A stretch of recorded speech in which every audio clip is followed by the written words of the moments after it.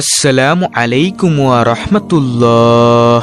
সুপ্রিয় ইসলামের আলোর দর্শক মণ্ডলী, আশা করি মহান আল্লাহ রাব্বুল আলামিনের অশেষ রহমতে আপনারা সবাই ভালো আছেন। প্রিয় দর্শক, আজকের ভিডিওটি খুবই গুরুত্বপূর্ণ একটি ভিডিও, কেননা আজকের ভিডিওতে আমি আপনাদেরকে এমন কিছু আমল বলে দিব যা করতে অল্প সময় লাগে, কিন্তু তার প্রতিদান হলো অধিক সওয়াব। অর্থাৎ অল্প আমলে অধিক সওয়াব। আমলগুলো খুবই ছোট্ট, আমলগুলো আপনারা জানেন, তারপরও আমি আপনাদেরকে এই ভিডিওর মাধ্যমে জানিয়ে দিচ্ছি। সুপ্রিয় দর্শক, আপনাদের কাছে আমার একটি অনুরোধ হলো, আপনারা ধৈর্য সহকারে পুরো ভিডিওটি দেখুন, তাহলে ইনশাআল্লাহ আপনি জানতে পারবেন যে কোন আমলগুলো করতে অল্প সময় লাগে এবং অধিক সওয়াব পাওয়া যায়। আল্লাহ রাব্বুল আলামিন আমাদের সকলকে ধৈর্য সহকারে ভিডিওটি দেখার তৌফিক দান করুন। তাই আমরা সকলেই কমেন্ট বক্সে লিখব আমিন, এবং ভিডিওতে একটি লাইক দিয়ে দিবেন। এরকম ভিডিও পেতে আমাদের চ্যানেলটি অবশ্যই সাবস্ক্রাইব করে পাশে থাকবেন। তাহলে চলুন প্রত্যেকটি আমলের কথা আপনাদের সামনে তুলে ধরি। সুপ্রিয় দর্শক, প্রথম আমলটি হচ্ছে ছোট্ট একটি ইস্তেগফার, অর্থাৎ আস্তাগফিরুল্লাহ। আপনি শুনলে অবাক হয়ে যাবেন, জীবনের সমস্ত বিপদ আপদ ও সবকিছুর সমাধান আছে এই ইস্তেগফারের মধ্যে। ইস্তেগফার করা সুন্নত। সকল নবী রাসূলগণ ইস্তেগফার আমল করতেন। ইস্তেগফার আল্লাহ তাআলার কাছে প্রিয় একটি আমল, অর্থাৎ ইস্তেগফার করলে আল্লাহ তাআলা ওই বান্দাকে অনেক বেশি ভালোবাসেন। দর্শক, ইস্তেগফার আস্তাগফিরুল্লাহ এর অর্থ হচ্ছে, হে আল্লাহ, আমি তোমার কাছে ক্ষমা প্রার্থনা করছি। ইস্তেগফার দ্বারা গুনাহ সমূহ মাফ হয়। প্রিয় দর্শক, রাসূল সাল্লাল্লাহু আলাইহি ওয়াসাল্লামের কোনো গুনাহ না থাকা সত্ত্বেও তিনি দৈনিক 70 থেকে 100 বারেরও অধিক ইস্তেগফার অর্থাৎ আস্তাগফিরুল্লাহ পাঠ করতেন। আমরা তো গুনাহগার, তাহলে আমাদের কতটুকু পরিমাণে ইস্তেগফার পাঠ করতে হবে একবার চিন্তা করে দেখুন। তাই প্রিয় দর্শক, আপনারা উঠতে বসতে সব সময় ইস্তেগফার অর্থাৎ আস্তাগফিরুল্লাহ পাঠ করবেন, যা পাঠ করলে আল্লাহ তাআলা আপনাকে অবশ্যই ক্ষমা করে দিবেন ইনশাআল্লাহ। প্রিয় দর্শক, এই ছোট্ট ইস্তেগফার আস্তাগফিরুল্লাহ পাঠ করলে যে 25টি পুরস্কার আপনি পাবেন তা সম্পর্কে এই চ্যানেলে একটি ভিডিও দেওয়া আছে। এই আস্তাগফিরুল্লাহর 25টি ফজিলত বর্ণনা করতে গেলে ভিডিওটি অনেক বড় হয়ে যাবে, তাই আপনারা কষ্ট করে চ্যানেলে গিয়ে ভিডিওটি দেখে নিতে পারেন। দর্শক, দ্বিতীয় নম্বর আমলটি হচ্ছে জিকির করা। জিকির ইসলাম ধর্মের পবিত্র কাজ হিসেবে গণ্য করা হয়। জিকিরের মাধ্যমে ইসলাম ধর্মীয় লোকেরা আল্লাহ তাআলাকে স্মরণ করে থাকে। জিকির শব্দের অর্থ হচ্ছে আল্লাহ তাআলাকে স্মরণ করা। সহজ 4টি জিকির অর্থাৎ সুবহানাল্লাহ, আলহামদুলিল্লাহ, লা ইলাহা ইল্লাল্লাহ, আল্লাহু আকবার। তার মধ্যে নম্বর 1 সুবহানাল্লাহ। সুবহানাল্লাহ অর্থ হচ্ছে আল্লাহ তাআলার পবিত্রতা বর্ণনা করা। সুপ্রিয় দর্শক, প্রতিদিন 100 বার সুবহানাল্লাহ পাঠ করলে 1000 সওয়াব লেখা হয় এবং 1000 গুনাহ মাফ হয়। দ্বিতীয় জিকির আলহামদুলিল্লাহ। আলহামদুলিল্লাহ এই জিকিরের অর্থ হলো সকল প্রশংসা আল্লাহ রাব্বুল আলামিনের।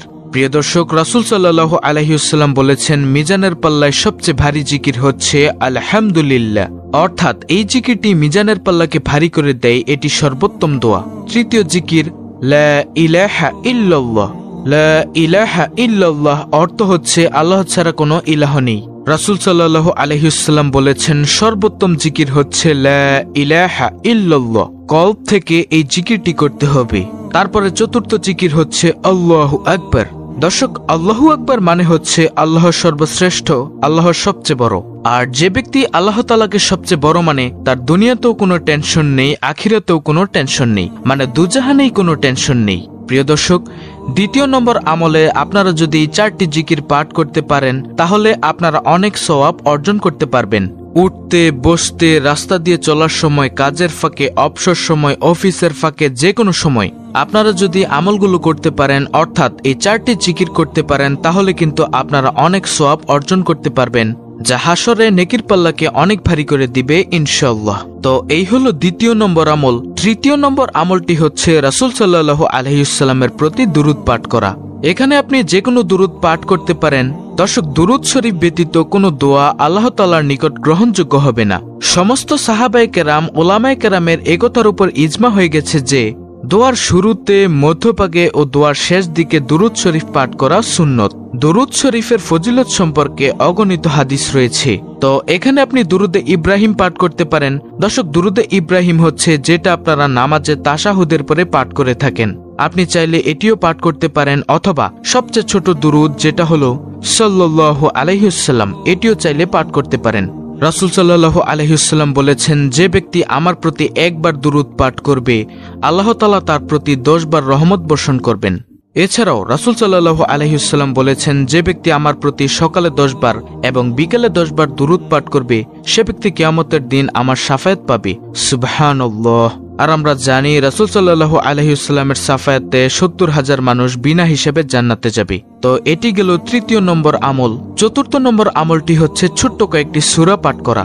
সেগুলো হতে পারে সূরা ইখলাস, সূরা নাস, সূরা ফালাক, সূরা কাফিরুন ইত্যাদি। এগুলো হচ্ছে পবিত্র কোরআনের ছোট্ট কয়েকটি সূরা। এগুলো যদি আপনি পাঠ করতে পারেন নিয়মিত, তার ফজিলত অনেক অনেক বেশি। আর এগুলোর ফজিলত কত বেশি সেটা আল্লাহ রাব্বুল আলামিনই ভালো জানেন। তাই আপনারা নিয়মিত অবসর সময়ে মনে মনে ধীর গতিতে এই সূরাগুলো পাঠ করতে পারেন, যার থেকে আপনি অনেক সওয়াব অর্জন করতে পারবেন। পঞ্চম নম্বর আমলটি হচ্ছে সকল ভালো কাজের শুরুতে বিসমিল্লাহ পাঠ করা। রাসূল সাল্লাল্লাহু আলাইহি ওয়াসাল্লাম বলেন, যদি কোনো ব্যক্তি ঘুমানোর সময় 21 বার বিসমিল্লাহ পরে ঘুমায়, তখন আল্লাহ তাআলা ফেরেশতাদেরকে ডেকে বলেন, ওই ব্যক্তির প্রতিটি নিঃশ্বাসে নেকি লেখা হোক। সুবহানাল্লাহ। হযরত আব্দুল্লাহ ইবনে মাসউদ রাদিয়াল্লাহু আনহু বলেন, যে ব্যক্তি দোজখরক্ষী 19 জন ফেরেশতার আযাব হতে মুক্তি পেতে চায়, তার কর্তব্য অধিক সংখ্যক বার বিসমিল্লাহ পাঠ করা। কারণ বিসমিল্লাহ হতে 19টি বর্ণ, এক একটি বর্ণ পাঠের বরকতে এক একজন ফেরেশতার কঠোর আযাব হতে মুক্তি পাওয়া যাবে। সুবহানাল্লাহ। এছাড়াও প্রিয় দর্শক, প্রতিটি ভালো কাজের শুরুতে যদি আপনি বিসমিল্লাহ পাঠ করতে পারেন, তাহলে আপনার সেই কাজটি সুন্দর ও সুষ্ঠুভাবে সম্পন্ন হবে ইনশাআল্লাহ। এছাড়াও বিসমিল্লাহর রয়েছে অসংখ্য ফজিলত। তাছাড়াও প্রিয় দর্শক, আপনি যদি অল্প আমলে অধিক সওয়াব অর্জন করতে চান, তাহলে আপনি মানুষের উপকার করতে পারেন। কিন্তু রাসূল সাল্লাল্লাহু আলাইহি ওয়াসাল্লাম বলেছেন, সে ব্যক্তি জান্নাতে প্রবেশ করবে না যে উপকার করে খোঁটা দেয়। তাই প্রিয় দর্শক, সাবধান। উপকার করেছেন ভালো কথা, কিন্তু খোঁটা দেওয়া যাবে না। খোঁটা দিয়েছেন তো আপনি গুনাহগার হয়েছেন। সবচেয়ে বড় কথা হলো আপনি 5 ওয়াক্ত সালাত আদায় করতে পারেন, কারণ নামাজ হচ্ছে বেহেশতের চাবি, যদি আপনি অল্প আমলে অধিক সওয়াব অর্জন করতে চান।